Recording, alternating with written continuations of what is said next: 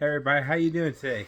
I wanted to kind of teach on a verse that a lot of churches they preach on, and I believe it's around somewhere in the area of Malachi 3:10, and they teach on it when they're trying to get people to start tithing, and that's basically giving 10% of all their money each week to the church, and it's in the offering plate. If you ain't real familiar with how church does things, but they use this verse, and they want to show you how important tithing is. But the verse goes something like this, and I'm paraphrasing a little bit because there's a whole bunch of different versions of it, depending on which version of the Bible you read. But it goes basically like this: it says, "Bring your tithe into the storehouse of God, and there might be meat in mine house." And let me take these off so it doesn't look so messed up. And after that, it says, "And see if I won't open the windows of heaven and pour out a blessing that no one can contain." And they say that, and people tithe. But the people tithing isn't doing anything wrong. But if you look at the end product, God's not really pouring out a blessing, opening the windows of heaven and pouring out a blessing that no one can contain, because there's something in the middle that has changed since the time that's been written, and today, probably not all over the world, but at least in America it has. Now it says, pour out, so there might be meat in mine house. See, and it calls the church at that time the storehouse of God. Now, the church is still a place where I believe that you can go and you can learn the Bible better. You can go and you can worship God with other people around you worshiping God of like mind. It is definitely that still today, and it doesn't matter what denomination you are. They pick the scriptures that most define the way they believe and everything, of course, and they some of them leave other stuff out because it kind of contradicts how they teach. But all in all, you can still get that stuff out of it. But the storehouse of God part, it's not the same today. See, years ago, people would go to the storehouse of God, go to the church, and if they was down on something, like they just didn't have the money to buy food or something like that, they would go to the church, or they didn't have clothing, and the church was the storehouse. So they would meet their needs, and it was a place where they could get the things they needed, like food or clothing, or even shelter, because the church might have been donated a place so someone could stay or something, and they had a way to get their provisions, just like you do at a store today here. If you go to Walmart or whatever, you're going to go there, and it's a storehouse, and you can get your provisions met there. But the church was there to help people. It was there like for the welfare of people, and we've handed that over to the government at one point in time, and now they don't hardly come to the storehouse of God, the church, for their needs.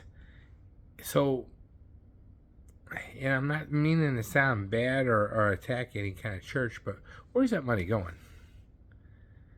I mean, if it's not being used to be for the provisions that people need anymore, where's it going? Well, it's going in salaries, and it's going in that new carpet, and then those new chairs instead of the pews, and more sound equipment, and maybe some cameras so they can be on YouTube and Facebook, and it just goes on and on and on what they're using that money for. But one thing they're not using it for is being a storehouse of God. And then you're wondering, well, why ain't these windows in heaven opening up and pouring out on us? It's because we was okay with the first part of that verse, and we're hopeful and looking for the third part of that verse, but in the middle part, where there might be meat in mine house, that's no longer there for most churches in America. I don't know about foreign countries because I have never really been to one, except for one time we did take a all-inclusive to Mexico, and that was really a cool vacation, but we can't afford to do that every year. But the truth is we could only afford it one time, and that was pretty cool. But I know I jumped subject a little bit, but we really can't call ourselves the storehouse of God if we're not meeting people's provisions. And that had more than one fold to it. When you're the one that people's coming to, and you're supplying their needs, you get a chance to influence their lives in areas. Like if they was coming to the church to get their food, they was coming to the church to get their clothing or whatever, you could pray for them. You could tell them, hey man, God loves you. You could maybe even invite them to come to a service or something, and you could actually be a part of influencing their lives.